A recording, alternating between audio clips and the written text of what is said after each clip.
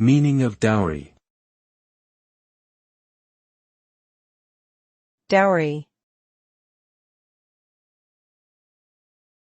Dowry. Dowry. Dowry. A dowry is a payment or transfer of property or wealth from the bride's family to the groom or his family either before or after the marriage. The practice is common in many cultures and is often seen as a way for the bride's family to provide financial security for their daughter and show their support for the marriage. However, the custom can also lead to discrimination against women, as families with limited resources may struggle to produce a sufficient dowry, and some may resort to illegal means to acquire the necessary funds.